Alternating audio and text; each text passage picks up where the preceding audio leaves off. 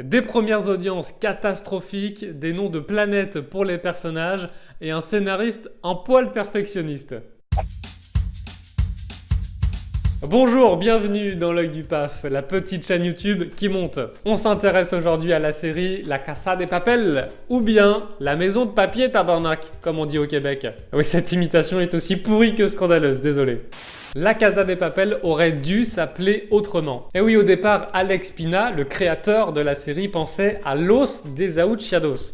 Ça veut dire les expulsés en français, en référence aux personnages qui sont soit en cavale, soit exclus de la société. Bon, au final, ce sera la Casa de Papel, en référence à la fabrication de billets, et c'est beaucoup plus simple à prononcer que Los Desahuciados ou Chiados. Je parle très mal anglais. Espagnol. Le scénario parfait. Alex Pina, le scénariste et producteur de la série, voulait une histoire parfaite avec d'excellents rebondissements. Son but, c'était de fidéliser les téléspectateurs dès les premières minutes. Il a donc réécrit le scénario 52 fois.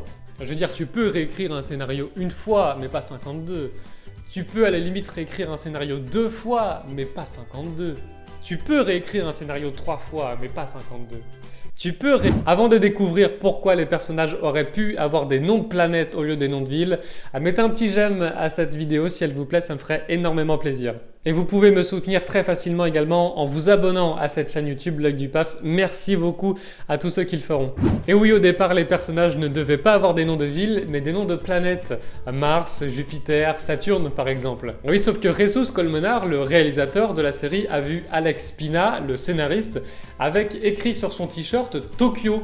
Et il a trouvé que ça ferait un super nom pour son personnage. Rendez-vous compte qu'on a échappé à un personnage qui s'appelle Uranus.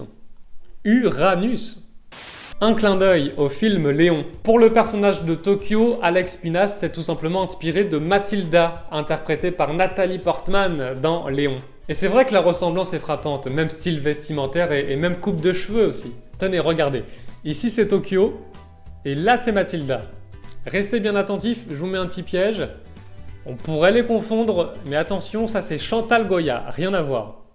A l'origine, les complices du professeur devaient tous être atteints d'une maladie en stade terminal. Pourquoi? Eh bien parce qu'ils n'ont plus rien à perdre. Alors pourquoi ne pas braquer la fabrique nationale de la monnaie et du timbre, à devenir millionnaire et profiter des quelques jours qui leur restent en vivant comme des rois? Bon, finalement l'idée est tombée à l'eau, seul un personnage est atteint d'une maladie grave, c'est celui joué par Andrés de Fonorosa Gonçalves, dit Berlin. Flop d'audience. Avant d'arriver sur Netflix en 2017, La Casa de Papel était diffusée sur la chaîne espagnole Antena 13. Et les audiences ne faisaient que de baisser. De 4,5 millions de téléspectateurs à son lancement, elle est passée sous la barre des 2 millions au dernier épisode. Sur la chaîne espagnole, La Casa de Papel n'a tenu que 2 saisons. Ensuite, Netflix rachète les droits et on connaît la suite. D'où vient la chanson Bella Ciao? Alors au départ, c'est une chanson populaire du début du XXe siècle, chantée par des saisonnières qui désherbaient des rizières en Italie, tout ça pour dénoncer leurs conditions de travail. Ensuite, les paroles ont évolué, c'est devenu un chant de révolte durant la Seconde Guerre mondiale. Petite astuce à partager avec vous si vous voulez chanter Bella Ciao sans connaître les paroles. Tout d'abord, vous retenez seulement les 2 premiers mots pour faire illusion. Una mattina. Et ensuite, vous prononcez des noms de joueurs de foot italiens complètement au hasard. Démonstration. Una mattina, Fabio Cannavaro. Oh bella ciao, ciao, ciao, ciao. Roberto Baggio, Marco Verratti, Materazzi.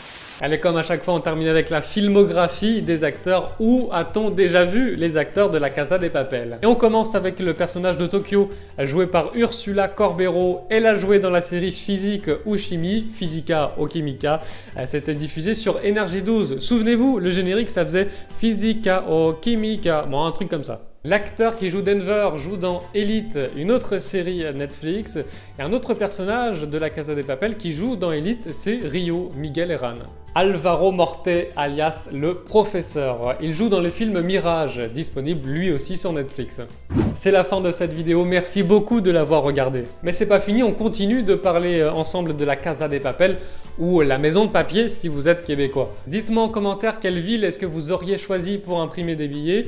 Avec une contrainte quand même, ça doit obligatoirement commencer par la première lettre de votre prénom et la ville doit se situer dans votre département. Ah, on fait moins le malin maintenant. Bon, moi j'ai cherché un peu, j'ai choisi, ce sera Jurques. Il y a un très beau zoo à Jurk. Allez, à très vite pour une prochaine vidéo.